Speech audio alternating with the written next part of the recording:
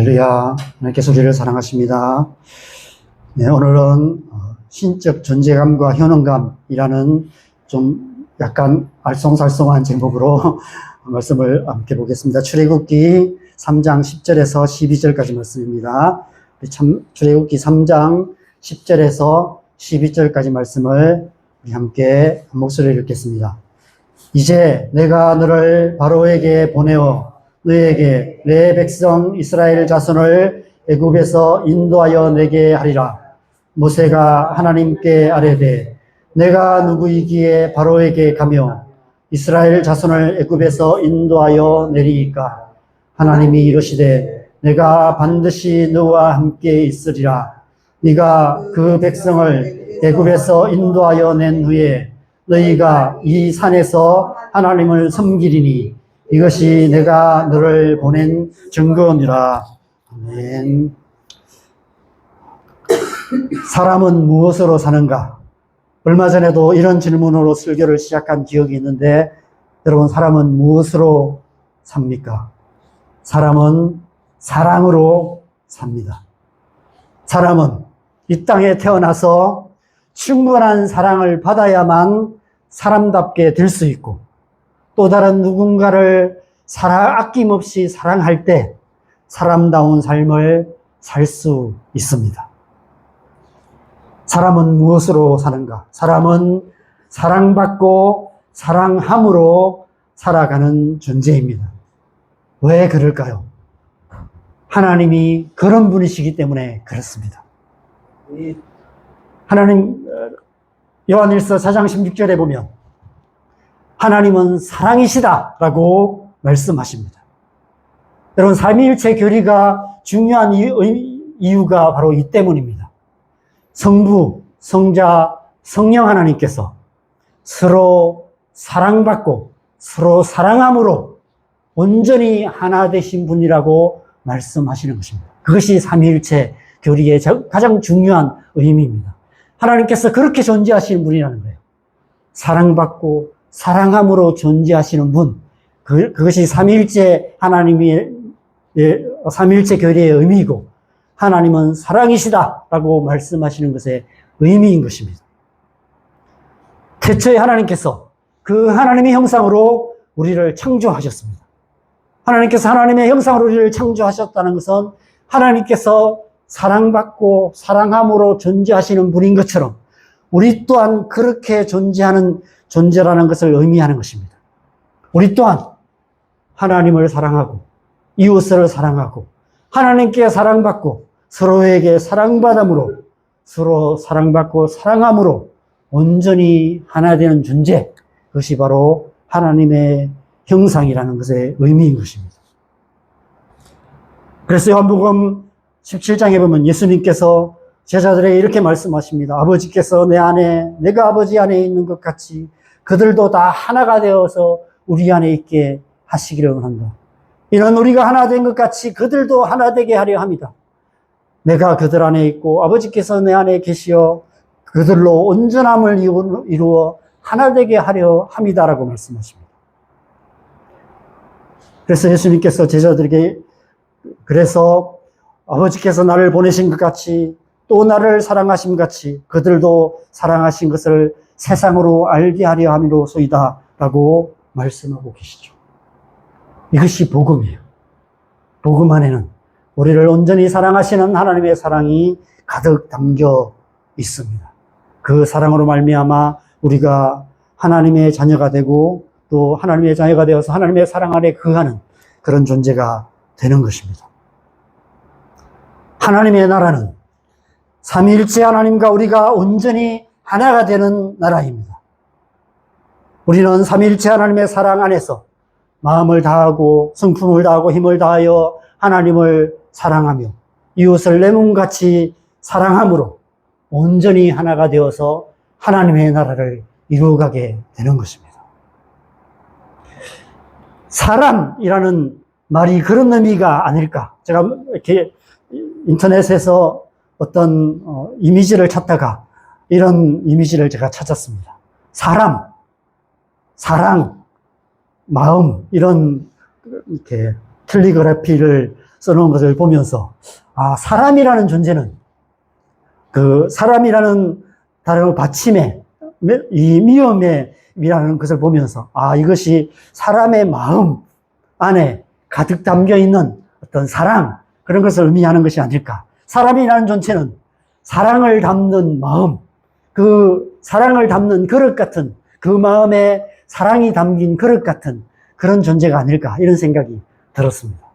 그 사랑 안에, 그 마음 안에 사랑이 가득 담길 때 사람다운 존재가 될 수 있고, 그 가득 담긴 사랑으로 다른 사람들을 아낌없이 사랑할 때 사람다운 삶을 살 수 있는 존재가 사람이 아닐까, 이런 생각이 들었습니다. 그래서 제가 참 글을 쓴 분이 누군지 모르지만 아주 이 성경적인 계시가 있는 그런 글이 아닐까 생각합니다.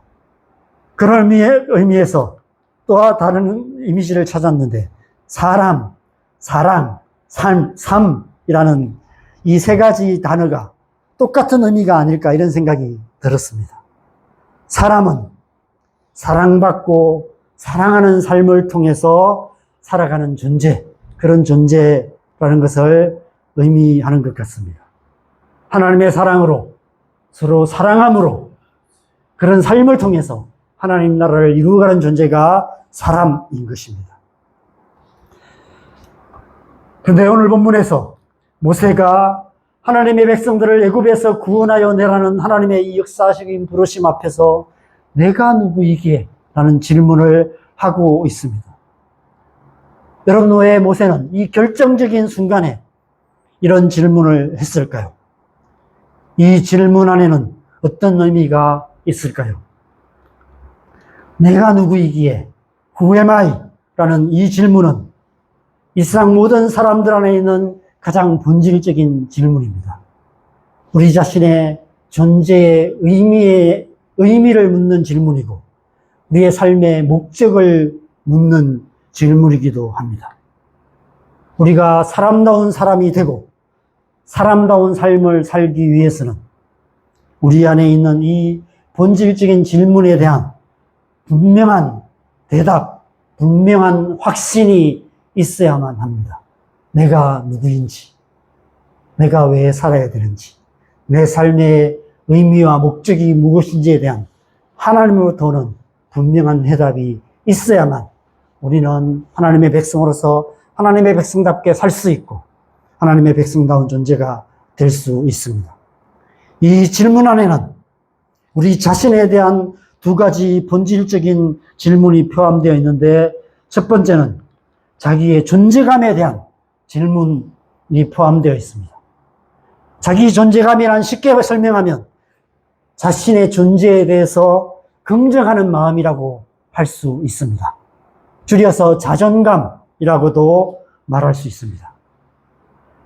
여러분, 우리가 이 세상에서 존재감 있게 살기 위해서는 우리 안에 자신의 존재에 대해서 긍정하는 마음이 필요합니다. 어떻게 우리는 분명한 자기 존재감을 가진 사람으로 살아갈 수 있을까요? 왜 그것이 쉽지 않을까요? 많은 사람들이 자신의 존재감을 찾지 못한 채 살아가고 있습니다. 왜 우리는 존재감 없는 존재로 이 세상을 살아가게 될까요?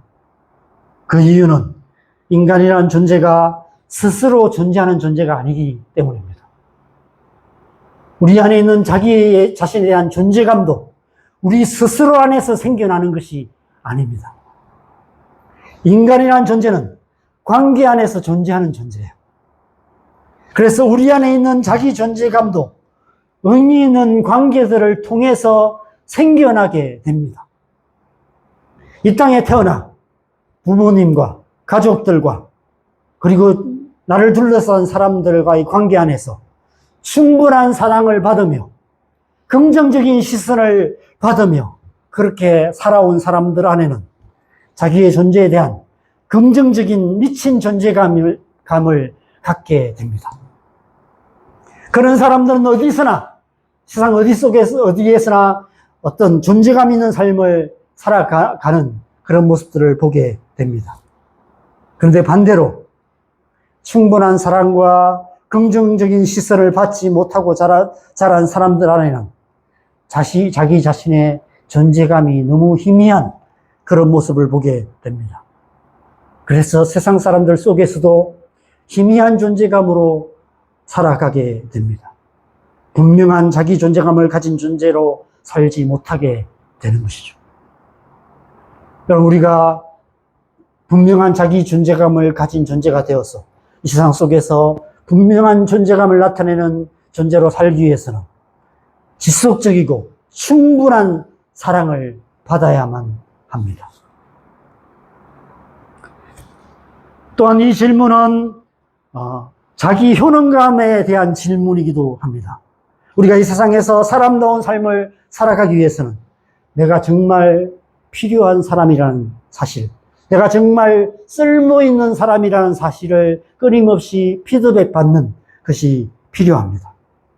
사람들과의 관계 속에서, 이 세상이라는 사회 구조 속에서 우리를 필요로 하는 사람들과 우리가 감당해야 할 일들 속에서 우리는 자기 효능감을 갖게 됩니다. 사람들에게 인정받고 맡겨진 일을 성공적으로 잘 해냄으로써 우리 안에 자기의 효능감이 점점 커져가게 되는 것입니다. 반대로 사람들에게 외면당하고 무시당하고 하는 일마다 실수와 실패를 거듭할수록 우리 안에는 자기 효능감이 바닥을 치게 됩니다. 그래서 스스로 아무짝에도 쓸모없는 사람이라는 실패감의 수렁에 빠지게 되는 것입니다. 우리 안에 자기 존재감과 자기 효능감이 충만할 때 우리는 그 누구 앞에서도 주눅들지 않고 어떤 상황에도 쫄지 않고 위풍당당하게 살아갈 수 있게 되는 것입니다. 문제는 어떻게 우리가 그런 존재가 되고 어떻게 그런 삶을 살아갈 수 있는가 하는 것입니다. 여러분, 우리가 아시다시피 40세의 모세는 미친 존재감과 효능감을 가진 사람이었습니다. 그는 히브리인으로 태어나서 나일강에 버려져 아그밥이 될 운명이었지만 하나님의 은혜로 그 나일강에서 건지심을 받아서 물에서 건짐을 받은 자라는 모세라는 이름을 얻고 바로의 공주의 아들이 되어서 40년 동안 그 애굽의 왕실에서 왕자들과 어울려 살며 왕자들이 받는 교육을 받으면서 애굽의 왕자로 살았습니다. 40년 동안 그렇게 살았고 40세의 모세는 모든 사람들의 시선을 한 몸에 받는 미친 존재감을 가진 자, 자기가 원하는 것은 언제든지 자기 마음대로 할 수 있는 미친 효능감을 가진 사람이었습니다. 어쩌면 그래서 그는 스스로 자기 민족 이스라엘 백성들의 구원자가 되려 했는지도 모릅니다. 그랬던 그가 한순간에 그동안 누려왔던 그 모든 존재감과 효능감을 다 잃어버리고 도망자가 되어서 또 다른 40년을 미디안 광야에서 장인 이드로의 양을 치는 양치기로 살아야 했습니다. 그 40년의 시간이 모세를 어떤 존재가 되게 만들었을까요? 80세가 되었습니다. 그 80세의 모세, 자기 양도 한 마리 없이 장인의 양을 치고 있는 모세, 이제 나이가 80이 되어서 더 이상 꿈도 비전도 없는, 자기가 가진 것도 아무것도 없고 이루어놓은 것도 아무것도 없는 그 80세의 모세. 오늘 본문은 그렇게 또 다른 40년이 지난 80세의 모세를 보여주고 있습니다. 그 사이에 그는 하나님의 이 역사적인 부르심 앞에서도 내가 누구이기에 라고 되물을 수밖에 없는, 스스로 보기에도 아무런 존재감도 없고 아무짝에도 쓸모없는 사람이 되어버린 것입니다. 오늘 본문은 하나님께서 그런 모세를 부르셔서 그 옛날 애굽의 왕자 때와는 비교할 수 없는 신적인 존재감과 효능감을 가진 하나님의 사람이 되게 만드시는 이야기입니다. 그래서 이 오늘 본문 이후에 모세는 또 다른 40년을 살게 되는데 모세의 그 또 다른 40년의 시간은 이스라엘 백성들을 애굽으로부터 구원하여 하나님을 섬기는 하나님의 백성이 되게 만드는 위대한 하나님의 사람으로 살아가게 됩니다. 신적인 존재감과 효능감을 가진 하나님의 사람이 되는 것이죠. 오늘 본문은 그 결정적인 순간에 대해서 말씀하고 있습니다. 어떻게 한순간에 모세는 그 모세의 존재와 삶이 180도로 완전히 달라질 수 있었을까요? 오늘 본문에 보면 내가 누구이게라고 되묻는 모세에게 하나님께서 이렇게 대답하십니다. 내가 반드시 너와 함께 있으리라. 여러분, 이 한마디 말씀이 모세의 삶의 터닝 포인트가 되었던 말씀입니다. 언뜻 듣기에 하나님께서 동문서답 하시는 것처럼 들립니다. 내가 누구이게라고 물었는데 내가 반드시 너와 함께 있으리라 라고 대답하십니다. 그런데 여러분 깊이 생각하면 내가 누구이게라는 질문에 이보다 더 분명한 대답은 없다는 생각을 하게 됩니다. 하나님께서 지금 우리의 진정한 존재감이 어디서부터 오는지에 대해서 말씀하고 계시는 것입니다. 이후에 14절의 말씀에 보면 하나님께서 모세에게 나는 스스로 있는 자다라고 말씀하십니다. 하나님은 스스로 존재하시는 존재입니다. 하나님의 존재감은 하나님 자신으로부터 나옵니다. 그러나 우리는 다릅니다. 우리의 존재감, 우리 자신에게서 나오는 것이 아닙니다. 우리가 아무리 우리의 존재를 쥐어짜내도 우리로부터는 단 한 방울의 존재감도 나오지 않습니다. 왜냐하면 우리는 스스로 존재하는 존재가 아니기 때문입니다. 우리는 스스로 존재하시는 하나님으로 말미암아 존재하게 된 존재입니다. 그래서 우리의 진정한 존재감도 그 하나님으로부터 오는 것입니다. 우리가 하나님과 올바른 관계 안에 있을 때 우리는 분명한 존재감을 갖게 된다는 것입니다. 그래서 내가 반드시 너와 함께 있으리라 말씀하시는 것입니다. 너는 나로 인해 존재하는 존재다 라고 말씀하십니다. 지금까지도 처음부터 너는 나로 말미암아 존재했고 앞으로도 너는 나로 말미암아 분명한 존재로 존재하게 될 것이다. 반드시 내가 너와 함께 있으리라 말씀하시는 것입니다. 하나님께서 모세의 존재감의 근원이 될 거라고 말씀하시는 거예요. 좀 더 자세히 설명하면 여러분, 존재감이란 사랑을 받을 때 생겨납니다. 우리 마음에 사랑이 가득할 때 우리는 존재감을 느끼게 돼요.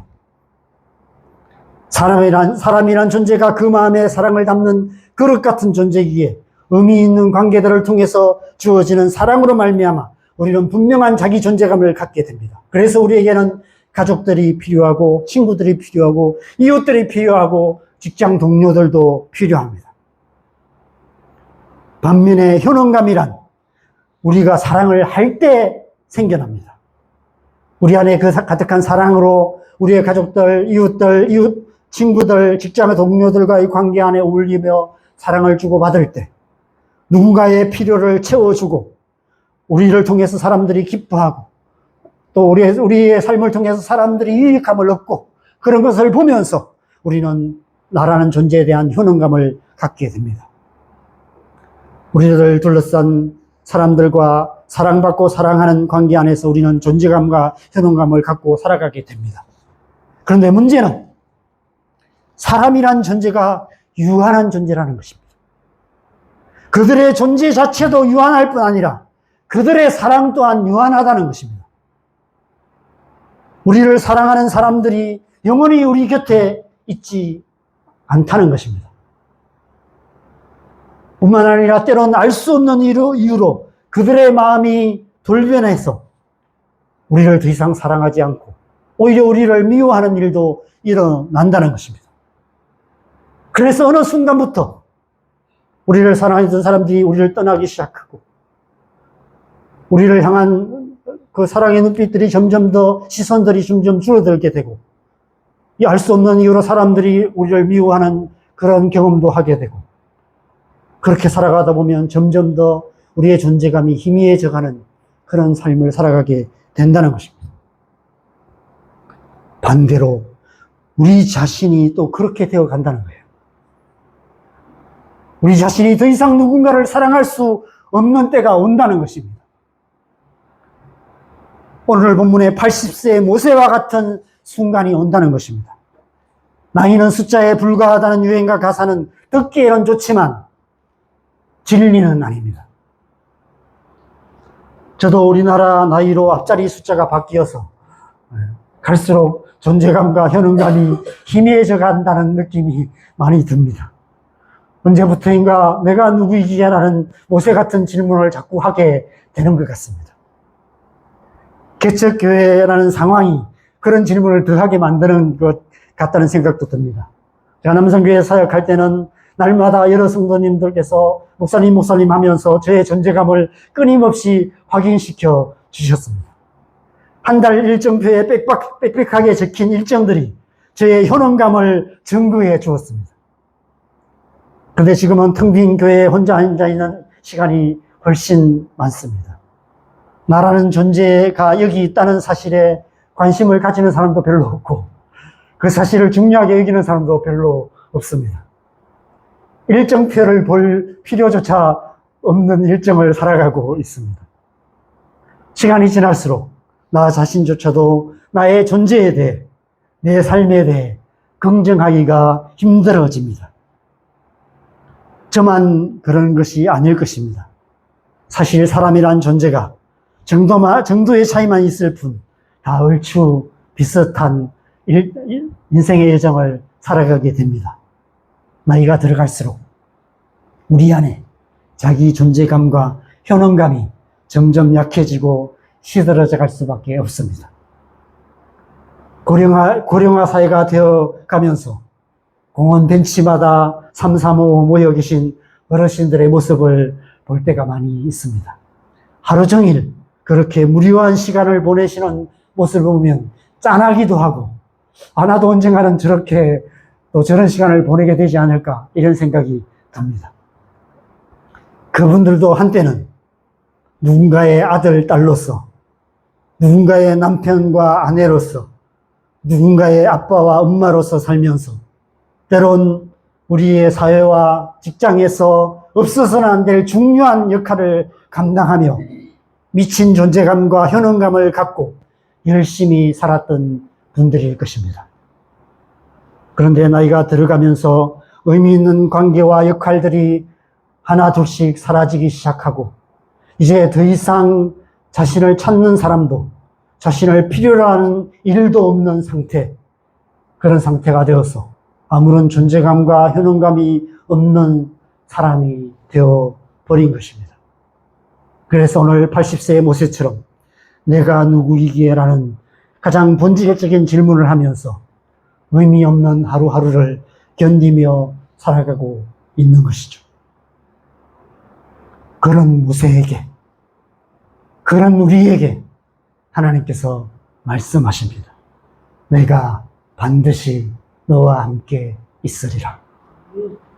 어떤 의미입니까? 우리가 하나님의 사랑 안에 거하는 존재라는 것입니다. 하나님의 사랑으로 말미암는 분명한 존재감을 갖게 될 것이라는 것입니다.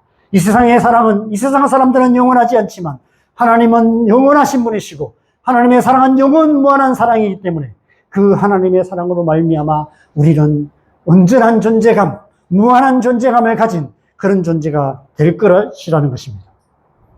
하나님의 영원무한한 사랑으로 말미암아 우리 안에 영원무한한 신적인 존재감을 갖게 된다는 것입니다.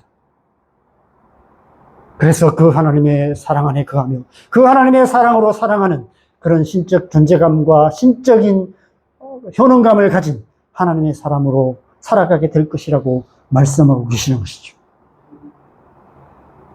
그래서 모세를 찾아오셔서 내가 반드시 너와 함께 있으리라고 말씀하시고 이제 내가 너를 이스라엘 자손에게 보내어서 너를 통해서 그들을 구원하여서 이 산에서 나를 섬기는 하나님의 백성이 되게 만들 것이라고 말씀하고 계시는 것입니다.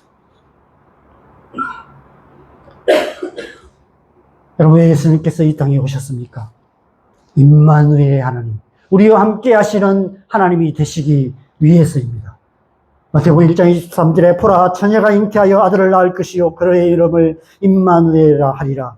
이는 번역한즉 하나님이 우리와 함께 계시다 함이라. 마태복음 14장 16, 요한복음 16장 14장 16절에는 예수님께서 모든 믿는 자들 안에 또 다른 보혜사 성령을 주셔서 영원토록 함께 있게 하실 것이라고 말씀하십니다. 마태복음 28장 20절에 예수님께서 제자들에게 마지막 하신 약속도 볼지어다 내가 세상 끝날까지 너희와 항상 함께 있으리라 라는 약속이었습니다. 내가 반드시 너와 함께 있으리라 모세에게 하셨던 이 말씀을 예수님께서 제자들에게 마지막으로 하신 것입니다. 예수 그리스도를 믿음으로 우리는 하나님의 사랑 안에서 영원 무한한 신적인 존재감을 가진 하나님의 자녀가 된다는 것입니다. 그래서 우리는 오직 예수 그리스도를 믿음으로 날마다 하나님의 사랑 안에 거해야 하는 것입니다. 날마다 성령으로 충만함을 받아서 우리 안에 하나님의 사랑이 가득할 때 우리는 이 세상 한가운데서도 그 누구에게도 꿀리지 않는 신적인 존재감을 가진 자가 될 수 있고, 나아가 그 사랑으로 하나님의 그 사랑에 감격하여서 하나님이 우리를 사랑하시듯이 그 사랑 때문에 우리가 우리의 가족들을 사랑하고 우리의 자녀들을 사랑하고 우리의 이웃들을 사랑하며 이 세상을 위해서 기도하는 그런 삶을 통해서 하나님의 나라를 이루어가는 신적인 효능감을 가진 하나님의 백성으로 살아갈 수 있는 것입니다. 오늘 본문 3장 12절 하반절에 네가 그 백성을 애굽에서 인도하여 낸 후에 네가 이 산에서 하나님을 섬기리니 이것이 내가 너를 보낸 증거니라 말씀하시죠. 여러분, 이 세상은 우리의 효능감을 증명할 것을 요구합니다. 무엇으로 증명할 것을 요구할까요? 우리가 가진 능력, 우리의 노력, 우리의 재능, 그런 것을 통해서 우리의 삶을 통해서 이루어내는 결과들, 그런 것들을 가지고 우리 자신의 효능감을 증거하라고 요구합니다. 그래서 우리는 끊임없이 노력합니다. 열심히 공부하고 열심히 우리 자신을 개발하고 우리에게 맡겨진 일을 잘하려고 애쓰면서 그렇게 살아가게 됩니다. 그런데 문제는 그런 노력들이 항상 우리의 성공을 보장해 주지도 않고 우리의 노력이 실패로 끝날 때도 많고 그 노력의 결과들이 우리의 효능감을 증명해 주지 못할 때가 훨씬 많다는 것입니다. 뿐만 아니라 더 중요한 것은 우리가 그렇게 해서 노력해서 이루어놓은 일들이 영원한 것이 아니라는 거예요. 요한일서 2장 16절에서 17절에 이 세상에 있는 모든 것이 육신의 정욕과 안목의 정욕과 이생의 자랑으로부터 나온 것이기 때문에 영원하지 않다는 거예요. 이 세상과 함께 다 지나가 버릴 것이라는 것입니다. 그동안 우리 자신의 존재를 증명해 주었던, 우리의 효능감을 나타내 주었던 그 모든 것들이 어느 한순간에 아무 의미 없는 것이 되고 만다는 것입니다. 오직 하나님의 뜻을 행하는 자는 영원히 거하느니라 라고 말씀하고 계시는 것이죠.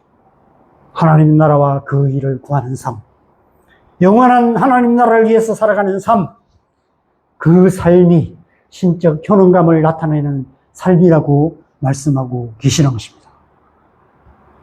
그래서 하나님께서 우리를 하나님의 자녀로 부르셔서 신적인 존재감을 가진 하나님의 자녀가 되게 하셨을 뿐 아니라 우리에게 하나님의 성령을 주셔서 우리를 성령으로 충만케 하셔서 이 세상 속에서 성령으로 살며 성령의 능력으로 살아가게 하심으로 우리의 존재와 삶을 통해서 우리의 가족들, 우리의 이웃들 가운데 하나님 나라를 이루어가는 하나님의 백성으로 살아가게 하시는 것입니다. 우리는 오직 예수를 믿음으로 영원하신 하나님의 사랑 안에 거하는 신적 존재감을 가진 하나님의 자녀가 될 뿐 아니라 우리 안에 거하시며 우리를 통해서 역사하시는 성령의 은혜로 말미암아 우리는 우리 안에 충만한 하나님의 사랑으로 우리의 가족들을 사랑하며 이웃들을 사랑하며 이 땅을 사랑함으로 하나님의 나라를 이루어가는 신적 효능감을 나타내는 하나님의 사람이 될 수 있는 것입니다. 나무로 비유하면 우리의 존재감은 나무의 뿌리와도 같습니다. 우리의 존재의 뿌리가 하나님의 사랑 안에 깊이 뿌리 내려져 있을 때 우리는 시냇가에 심은 나무처럼 어떤 순간에도 흔들리지 않고 무성하게 자라서 풍성한 열매를 맺을 수 있습니다. 그 풍성한 열매, 그것이 바로 효능감이라고 할 수 있습니다. 우리의 삶을 통해서 맺어지는 성령의 열매가 신적인 효능감인 것이죠. 여러분, 우리 그리스도인은 이 세상 한가운데서도 신적인 존재감과 효능감을 가진 존재로 살아가는 하나님의 자녀들입니다. 그리스도의 사랑 안에서 우리는 이 세상 어떤 미친 존재감을 가진 자들 앞에서도 결코 주눅들지 않는 신적 존재감을 가진 존재로 살아갈 수 있고 우리 안에 역사하시는 성령의 은혜를 힘입어서 이 세상 한가운데서도 하나님 나라를 이루어가는 그런 하나님의 사람으로 살아갈 수 있는 것입니다. 날마다 하나님의 말씀 안에 거하며 하나님의 사랑으로 숨기는 삶을 통해서 무엇보다도 우리의 기도를 통해서 우리는 이 세상 한가운데서도 하나님 나라를 이루어가는 하나님의 백성으로 살아가게 되는 것이죠. 저와 여러분의 삶이 그런 삶이 되시기를 바랍니다. 하나님의 사랑 안에 거하며 그 사랑으로 말미암아 서로 사랑함으로 하나님의 나라를 이루어가는 하나님의 백성 되시기를 주님의 이름으로 간절히 축원합니다.